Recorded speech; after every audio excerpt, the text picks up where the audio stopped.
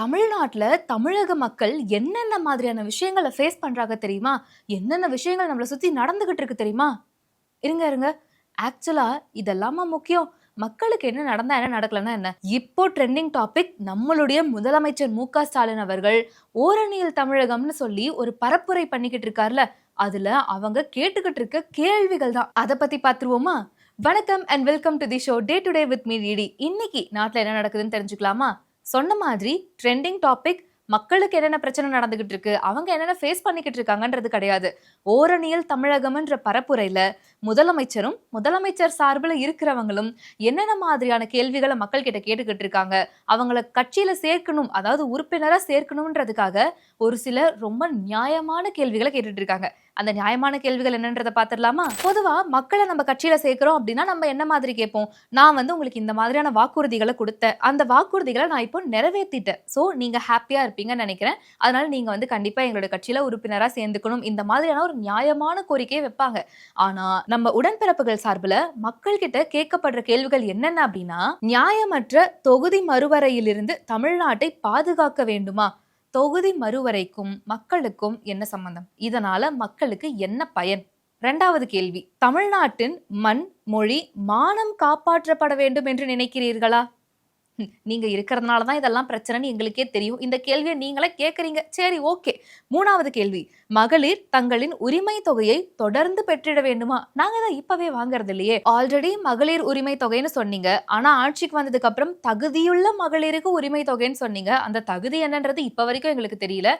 நியாயமான கேள்விதான். நான்காவது கேள்வி, அனைத்து தரப்பினர் நலன் காக்கப்படும் திட்டங்கள் தொடர்ந்து பெற்றிட வேண்டுமா? அந்த நலன் காக்கப்படும் திட்டங்கள் என்னங்க, கொஞ்சம் அதை சொன்னீங்கன்னா நாங்களும் தெரிஞ்சுப்போம்ல. அதுக்கப்புறம் ஃபிஃப்த் கொஸ்டின், நுழைவுத் தேர்வுகளிலிருந்து இளைஞர்களின் எதிர்காலத்தை பாதுகாக்க வேண்டுமா? அதாவது என்ட்ரன்ஸ் அப்படிங்கிறது ஒரு நல்ல விஷயம். நம்ம ஒரு விஷயம் படிச்சு முடிச்சுட்டு ஒரு கோர்ஸோ ஒரு காலேஜோ சேர போறோம்னா என்ட்ரன்ஸ் எழுதி பாஸ் பண்றதுன்றது ரொம்ப பெரிய விஷயம்லாம் கிடையாது. இது எப்பயுமே காலங்காலமா நடந்துகிட்டு இருக்கிறது தான். ஆனா மக்களை முட்டாளாக்குவதற்காக கொடுக்கப்பட்ட ஒரு கேள்விதான் இது.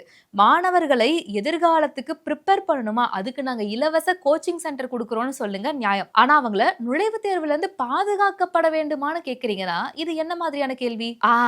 இப்போ வந்த கேள்விதான் ஹைலைட்டான கேள்வி. டெல்லியின் அதிகாரத்திற்கு அடிப்பணியாத முதலமைச்சர் தான் மாநிலத்தை ஆள வேண்டுமா? அதாவது மக்களுக்கு இங்க இவ்வளவு பிரச்சனை போய்கிட்டு இருக்கு, அது என்னன்றதை நான் லிஸ்ட் பண்றேன், அதுக்காக தானே நான் வந்திருக்கேன். ஆனா வழக்கம் போல நீங்க என்ன வார்த்தை எடுத்துட்டீங்க?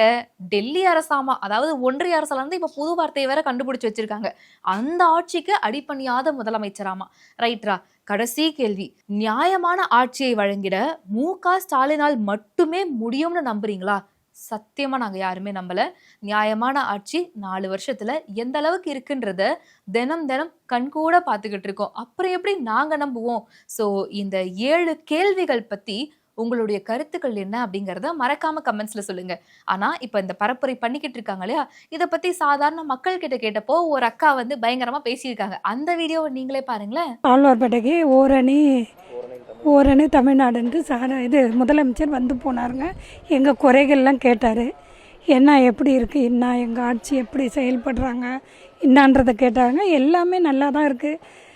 மகளிருக்கு 1000 ரூபாய் மாதம் சுய உதவி கொடுக்குறாரு, பஸ் எல்லாம் ஃப்ரீ பஸ்ஸு விடுறாரு. மற்றபடி மேலும் மேலும் அவர் நல்லா இருக்க வாழ்த்துக்கள். இந்த ஆட்சிக்கு அவர் தான் வருவார், கண்டிப்பாக நாங்கள் எதிர்பார்க்குறோம். எப்படிக்கா எல்லாமே ரொம்ப சரியா நடக்குதுன்னு சொல்லியிருக்கிறீங்களே, எப்படி இது நியாயமா உங்களுக்குன்னு பாக்குறவங்களுக்கு தான் தோணுது. இப்ப நான் இந்த 7 பரப்புரை கேள்விகள் சொன்னேன் இல்லையா, இந்த கேள்விகளை மக்களிடம் கேட்டுதான் இந்த ஓரணியில் தமிழகம்ன்ற விஷயமே நடந்துகிட்டு இருக்கு. இந்த கேள்விகளை பத்தி உங்களுடைய கருத்துக்கள் என்ன அப்படிங்கறத மறக்காம கமெண்ட்ஸ்ல சொல்லுங்க. இப்போ அடுத்து என்ன பார்க்க போறோம்னா, தமிழக மக்களின் அவல நிலை. இந்த பேரை கேட்டா கரெக்டா இருக்கும்னு நினைக்கிறேன். இப்ப சமீபத்துல தமிழக மக்கள்னு இல்ல, உலகத்துக்கே தெரிஞ்ச ஒரு விஷயம், ஜஸ்டிஸ் ஃபார் அஜித்குமார். ஒரு பரிதாபமான நிலையில இருந்து ஒரு பையனுக்கு இப்படி நடந்துருச்சேன்னு நம்ம எல்லாரும் வருத்தப்பட்டுக்கிட்டு இருந்தது போய் இப்போ இந்த கேஸை இவ்வளவு மோசமா கொண்டு போக முடியுமாங்கிற ரேஞ்சுக்கு தான் போய்கிட்டு இருக்கு. யாரை பத்தி சொல்றேன்னு உங்களுக்கே தெரிஞ்சிருக்கும், நிகிதாவை பத்தி தான். ஆல்ரெடி அவங்க மேல 16 லட்சம் ரூபாய்க்கு மோசடி கேஸ் இருக்கு. அதை தொடர்ந்து ஒருத்தவங்க பயங்கரமா அழுது ஒரு வீடியோவெல்லாம் வெளியிட்டு இருக்காங்க. அது மட்டும் இல்லாம இப்ப சமீபத்துல இன்னொரு தகவல், அவங்க அரசு கல்லூரியில பேராசிரியரா பணிபுரிஞ்சு செஞ்சுக்கிட்டு இருந்தாங்க. அங்கேயுமே அவங்களோட வேலைகளை சரியா செய்யலன்னு சொல்லி அங்க இருக்கிற மாணவிகள் எல்லாம் கம்ப்ளைண்ட் பண்ணாங்க. அதுக்குமே எந்த நடவடிக்கையும் எடுக்கப்படாம தான் இருந்தது. இனி வரும் காலங்கள்ல நடவடிக்கை எடுக்கலாம் அப்படிங்கிற மாதிரியான ஒரு தகவல் வெளியாயிருக்கு. இதை தொடர்ந்து நேத்து பாத்தீங்க அப்படின்னா நிகிதா, அவருடைய தாயார் மற்றும் சகோதரனோ இல்ல மகனோ யாருன்னு தெரியல, ஆனா ஒரு ஆண்மகன் 3 பேருமே கோயம்புத்தூர் பொள்ளாச்சி சாலையில இருக்கக்கூடிய ஒரு தனியார் ஹோட்டல்ல உட்கார்ந்து சாப்பிட்டுக்கிட்டு இருந்திருக்காங்க. பொதுமக்கள் அங்க அவங்கள வந்து வழிமறைச்சு அவங்கள வச்சிருக்காங்க. 100க்கு கால் பண்ணி இந்த கேஸ்ல இன்வால்வ் ஆனாங்க இல்லையா, நிகிதா அவங்க அம்மா அவங்க எல்லாரும் இங்கதான் இருக்கிறாங்கன்னு, சரி சரி புடிச்சு வைங்க அப்படிங்கிற மாதிரி சொல்லியிருக்கிறாங்க. ஒரு 2 மணி நேரம் கழிச்சு அதே காவல்துறையினரே சரி அவங்கள விட்டுருங்க அப்படிங்கிற மாதிரி சொல்லியிருக்கிறாங்க. விட்டுருங்கன்னா எப்படி? இந்த கேஸை விட்டே அவங்கள விட்டுருணுமா? அப்ப அவங்க மேல எந்த ஒரு நடவடிக்கையும் எடுக்கப்படாதாங்கிற ஒரு கேள்விதான் எல்லார் மனசுலயும் எழுந்திருக்கு. காவல்துறை கண்ட்ரோலுக்கு கூப்பிட்டங்க, 100க்கு கூப்பிட்டேன், லோக்கல் ஸ்டேஷனுக்கு கூப்பிட்டாங்க சார். Okay sir. புடிச்சு வைங்க, 12 மணிக்கு இது தடுத்து நிப்பாட்டுங்க, 2 மணி நேரம் நிக்க வச்சிருந்தோம், கடைசியில விட்டுருங்க அப்படின்ட்டாங்க சார். இதுல உண்மையாலுமே பாராட்டப்பட வேண்டிய விஷயம் என்னன்னா, மக்கள் எந்த அளவுக்கு பொறுப்புடைமையோட இருக்காங்க அப்படிங்கிறது தான். அஜித்குமார் கேஸ்ல அந்த கோவில் பக்கத்துல இருக்கிற எல்லாருமே அவ்வளவு தைரியமா முன் வந்து சாட்சி சொன்னதா இருக்கட்டும், இன்னைக்கு நிகிதாவை பார்த்தோன்னு சொன்னதும் அங்க இருக்கிற மக்கள் வழிமறைச்சு அவங்கள பிடிச்சு வச்சதா இருக்கட்டும், பொதுமக்கள் எந்த அளவுக்கு தெளிவா இருக்காங்க, எந்த அளவுக்கு முடிவெடுக்கிற தைரியத்துல இருக்காங்கன்றத குறிக்கிற விதமா தான் நான் இதை பாக்குறேன். இன்னொரு பக்கம் எதிர்கட்சிகளுடைய பயங்கர பிரஷர்னாலதான் இந்த கேஸ் இவ்வளவு தூரம் வந்திருக்கு, இதுக்கு நடவடிக்கை எடுக்கணும் அப்படி அப்படிங்கிற மாதிரி நிறைய நம்ம பேசிக்கிட்டு இருக்கோம். அதை தொடர்ந்து வர ஜூலை 6ஆம் தேதி ஒரு கண்டன ஆர்ப்பாட்டம் நடத்தணும் அப்படிங்கிறதுக்கான பெர்மிஷனை கேட்டிருக்காங்க. ஆனா அதுக்கு காவல்துறை சார்பில் மறுப்பு தெரிவிச்சிருக்காங்க. இப்போ அந்த மனுவை சென்னை உயர்நீதிமன்றத்துக்கு அனுப்பியிருக்காங்க. நாங்க போராட்டம் நடத்த போறோம், அதுக்கான அனுமதி வேணும் அப்படின்னு. ஆனா உயர்நீதிமன்றமோ இத அவசர வழக்கா எடுத்து நடத்த முடியாது அப்படின்னு சொல்லி நிராகரிச்சிருக்காங்க அப்படிங்கிற தகவலும் வெளியாயிருக்கு. இப்போ தமிழ்நாட்டுல என்ன நடந்துகிட்டு இருக்கு, சுத்தி என்னென்ன விஷயங்கள் நடக்குது அப்படிங்கறத பாத்திரலாமா? நீலகிரியில இருக்க அரசு பள்ளியில அறிவியல் ஆசிரியர் செந்தில்குமார், கிட்டத்தட்ட வயது வந்து 50ன்னு சொல்லலாம், அவரு 21 மாணவிகளுக்கு பாலியல் தொல்லை கொடுத்திருக்காரு அப்படிங்கிற தகவல் வெளியாயிருக்கு. அதாவது பாலியல் கல்வி குறித்த விழிப்புணர்வு ஏற்படுத்துறதுக்காக காவல்துறையினர் அங்க வந்திருந்தப்போ ஒரு மாணவி எழுந்து இந்த விஷயத்த சொல்லியிருக்காங்க. அதுக்கப்புறம் விசாரணை மேற்கொண்டதுல இந்த ஒரு பொண்ணு கிட்ட மட்டும் கிடையாது, கிட்டத்தட்ட 21 பொண்ணுங்க கிட்ட இந்த மாதிரியான ஒரு தப்பான விஷயத்த அந்த ஆசிரியர் பண்ணிருக்காரு அப்படிங்கிற தகவல் வெளியாயிருக்கு. அரசு பள்ளியில நடந்த விஷயம் இது. இப்போ அவரை போக்சோல கைது பண்ணியிருக்காங்க. சென்னை திருவொற்றியூர்ல 12வது படிக்கிற பையன் மின்சாரம் தாக்கி உயிரிழந்திருக்காங்க. அதாவது ஸ்கூல் முடிச்சுட்டு டியூஷன் போயிட்டு ரிட்டர்ன் வந்துகிட்டு இருக்கும் போது ஒரு இடத்துல பூமிக்கு அடியில போற மின்சாரம் கசிவு ஏற்பட்டிருக்கு. அங்க மழை நீரும் தேங்கி இருந்ததுனால அந்த இடத்துல தெரியாம கால் வச்சதுனால மின்சாரம் தாக்கி அந்த மாணவன் இறந்து போயிருக்காங்க. மின்சாரத்துறைக்கு கால் பண்ணி அந்த கரண்ட்டை நிறுத்துங்க, நாங்க அவ்வளவு வாட்டி சொல்லியும் கொஞ்சம் கூட கண்டுக்கவே இல்லை, அதனாலதான் இவ்வளவு பெரிய உயிரிழப்பு ஏற்பட்டிருக்குன்னு சொல்லி மக்கள் எல்லாருமே கண்டன ஆர்ப்பாட்டத்துல ஈடுபட்டிருக்காங்க. இது யாருடைய தப்பு? மின்சாரத்துறை தப்பு.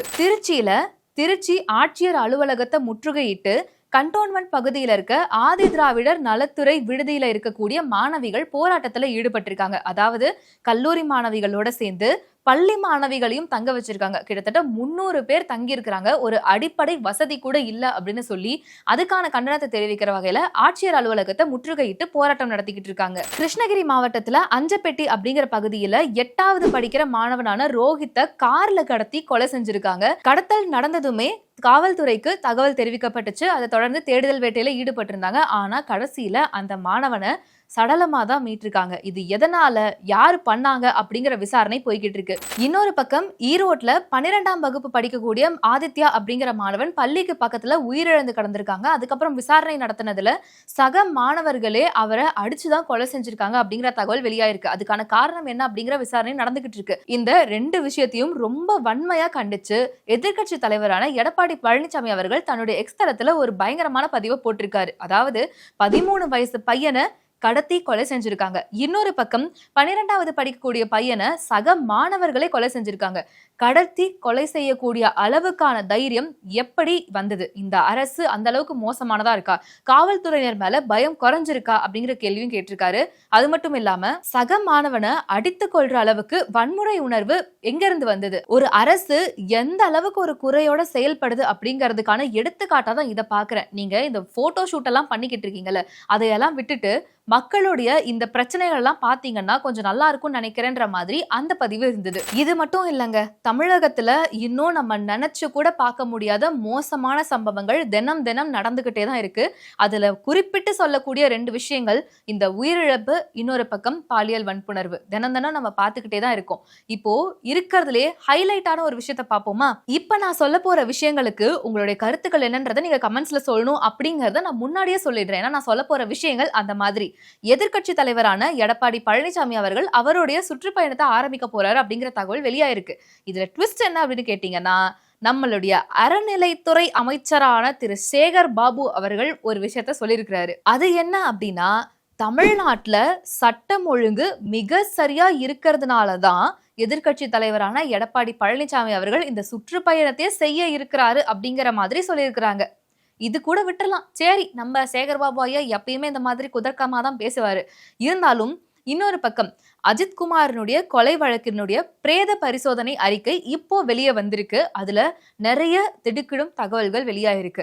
அவருக்கு ஒரு பக்கம் கஞ்சா கொடுத்து தான் அடிச்சிருக்காங்க அப்படிங்கிற மாதிரி சொல்லியிருக்காங்க. இன்னொரு பக்கம் மூளையில ரத்த கசிவு ஏற்பட்டிருக்கு, சிகரெட்னால சூடு வச்ச அந்த ஒரு தழும்பு இருக்கு, 50 இடங்கள்ல உடல்ல காயம் ஏற்பட்டிருக்குன்ற மாதிரி அந்த அறிக்கையை படிக்கும் போதே அவ்வளவு மனசுக்கு வலிக்கிற ஒரு விஷயமா இருக்கு. நான் முன்னாடியே சொன்ன மாதிரி இந்த சில வாடகை வாய்கள் அப்போ வாயவே திறக்கல, ஆனா இப்போ வாயை திறந்திருக்காங்க. என்ன மாதிரி அப்படிங்கறத பார்க்கலாமா? நம்மளோட இயக்குனர் அமீர் அவர்கள்ட்ட இத பத்தி ஒரு கேள்வி கேட்டிருக்காரு. அதுக்கு அவர் என்ன பதில் சொல்லிருக்காருன்றத நீங்களே பாருங்களேன். உங்க வீட்டுல பாதுகாப்பா இருக்காங்கல்ல? எங்க வீட்லயும் இருக்காங்க. எங்க வீட்லயும் இருக்காங்க, அவ்வளவுதான். இங்க இருக்கிற எல்லார் வீட்லயும் இருக்காங்க. அதாவது ஒரு கருத்துருவாக்கம் இருக்கு. ஒரு ஆட்சியின் குறைகளை நீங்கள் சுட்டி காட்டுறதா இருந்தால் நேரடியாக சுட்டி காட்டுங்க. இந்த தவறு செஞ்சுருக்காங்க அப்படின்னு உங்கள்கிட்ட ஆதாரம் இருந்துச்சுன்னா அதை ஆதாரத்தோடு நிரூபிங்க. அதில் ஒன்றும் மாற்று கருத்து இல்லை. ஒரு பாலியல் குற்றச்சாட்டு நடக்குது இந்த ஆட்சியில், அதுக்கு இந்த ஆட்சியாளர்களும் அதிகாரிகளும் உடந்தையாக இருக்காங்கன்னா அந்த ஆதாரம் கிடைச்சதுன்னா அதை நீங்கள் வெளிப்படுத்துங்க. சும்மா போகிற போக்கில் ஒன்று சொல்லக்கூடாது. அதாவது சார், எப்படி சார், நம்ம வீட்டுல எந்த பிரச்சனையும் நடக்கல, அதனால யாருக்கு என்ன நடந்தாலும் பரவாயில்ல, நம்ம கவலை இல்லாம இருக்கலாம். நடக்கிறது பக்கத்து வீட்டுல நடக்குதுன்னா கூட நம்ம கண்டுக்கவே தேவையில்லை. உண்மையானவே ஒரு சூப்பரான ஒரு பொறுப்புடைமை அப்படின்னு தான் சொல்லணும். இதை பாக்குறப்போ நம்ம வீட்டுல நம்ம நல்லா இருக்கோமா, நம்ம ஹாப்பியா இருக்கோமா, மற்றபடி எவன் எக்கேடு போனா என்ன அப்படிங்கிற மாதிரியான ஒரு பதில் தானே இது. ஒருவேளை திமுக அரசும் இப்படிதான் இருக்காங்க போல, அதனாலதான் மக்களுக்கு என்ன பிரச்சனை நடந்தாலும் எங்களுக்கு கவலையே இல்லைன்னு சொல்லி ஓரணியில் தமிழகம் அப்படிங்கிற ஒரு விஷயத்த நடத்திக்கிட்டு இருக்காங்க. அதாவது அஜித்குமாரனுடைய வீட்டுல இருக்கிறவங்களுக்கு கால் பண்ணி சாரின்னு சொல்லிட்டார். எவ்வளவு பெரிய விஷயம். ஆனா இந்த ஓரணியில் தமிழகம் நடந்துகிட்டு இருக்கப்போ அவினாசில இருக்கக்கூடிய ஒரு மாவட்ட செயலாளருக்கு வீடியோ கால் பண்ணி எவ்வளவு கேள்விகள் கேட்கிறாருன்னு பாருங்களேன். நீங்க எத்தனை வீடு போயிருப்பீங்க மொத்தத்துல? காலையில 6 மணிக்கு ஆரம்பிச்சு 2 தொகுதி கம்ப்ளீட்டா கவர் பண்ணிட்டேங்களா? 2 தொகுதி ஸ்பீடா முடிச்சிட்டீங்களா? ரொம்ப ஸ்பீடா? 6 மணிக்கே என்னுடைய வார்டுல ஆரம்பிச்சுட்டு உறுப்பினர் சேர்க்கை ஆரம்பிச்சுட்டு 4 பகுதிங்கண்ணா, 5 ஒன்றிய பேரூராட்சி நகரம் எல்லாம் கம்ப்ளீட்டா எல்லாம் பார்த்துட்டு வந்துருக்கேங்கண்ணா. அவினாசி ஒன்றியத்துல பழங்கரை ஊராட்சியில தேவம்பாளையம் பகுதியில் நம்ம மக்களோட தான் நின்று இருக்கேங்க. கிட்டத்தட்ட ஒரு 150 பேர் நின்று இருக்காங்க. வீடு வீடா பிரச்சாரம் ரொம்ப சிறப்பா இருக்குதுங்க. இப்ப 3% 5800 ரோட்டு கம்ப்ளீட் பண்ணிருக்காங்க. அப்போ முதல் நாளுங்க. ஆமாங்க ஆமாங்க. இந்த போன் நம்பர் கேட்டா குடுக்குறாங்களா? இப்ப யோசனை பண்றாங்களா? குடுக்குறாங்க. எந்த இஷ்யூஸும் இல்லைங்க, குடுக்குறாங்க. கரெக்ட் தான். அமீர் அவர்கள் சொன்ன மாதிரி நம்ம வீட்டுல எல்லாரும் சேஃபா இருக்காங்க, மத்தபடி யாரை பத்தி கவலைப்பட வேணாம். அஜித்தோடைய அம்மாவுக்கு கால் பண்ணி நாங்களாம் சாரிங்கிற வேர்டு கேட்டது பெரிய விஷயம். இது எங்க கட்சி வேலை இல்ல, அப்ப நாங்க இவ்வளவு கேள்விகள் கேட்போம், வாயை திறந்து பேசதான் செய்வோங்கிறத குறிக்கிற வகையில தான் இது இருக்கு. சோ ஓவராலா இத பத்தி உங்களுடைய கருத்துக்கள் என்ன? உங்க மனசுல நீங்க என்ன நினைக்கிறீங்க? இந்த உறுப்பினர் சேர்க்கையெல்லாம் நல்லபடியா நடந்து நாங்க கண்டிப்பா ஆட்சி அமைச்சிருவோம்னு திமுக ஒரு கனவு கோட்டையில இருக்காங்களே, இத பத்தி உங்களுடைய கருத்துக்கள் என்ன அப்படிங்கறத மறக்காம கமெண்ட்ஸ்ல சொல்லுங்க. ஒவ்வொரு மாதமும் 1 கோடிக்கும் அதிகமான பார்வையாளர்களை சென்று சேரும் பேசு தமிழா பேசு சேனலில் உங்கள் நிறுவனத்தை விளம்பரப்படுத்த வேண்டுமா? திரையில் தெரியும் எண்ணை இப்போதே தொடர்பு கொள்ளுங்கள். கருப்போட அணிஞ்சிட்டு காலபைரவர் வழிபாடு, அது தொடர்ந்து அவங்க செய்து வர அவங்களுக்கு இந்த தோஷம் அடிபட்டு. அந்த பேரு பவர்ஃபுல்லாக இருந்தாக்கா இவங்க பவர்ஃபுல்லாக இருப்பாங்க. அந்த பேரு ஒரு பவர்லெஸ்ஸாக இருந்தால் இவங்க பவர்லெஸ் ஆயிடுவாங்க. பைரைட்டுங்கிறது ஒரு நல்ல சக்தி வாய்ந்த கல். இந்த கல்லை நம்ம பயன்படுத்தும் போது நமக்கு பணம் வரும். இந்த வடக்கு பகுதியும் கிழக்கு பகுதியும் ஒரு தொழில் நிறுவனத்திற்கு தவறாக அமைந்தால் மிகப்பெரிய அளவில் கடனை கொடுக்கும். இந்த மாதிரி ஆன்மீகம் மற்றும் ஜோதிடம் சார்ந்த இன்னும் பல வீடியோக்கள் பார்க்கணுமா? மறக்காம திருவருள் டிவிக்கு சப்ஸ்கிரைப் பண்ணுங்க. திருவருள் டிவியுடைய சேனல் லிங்க் இந்த வீடியோடைய டிஸ்கிரிப்ஷன்ல இருக்கு.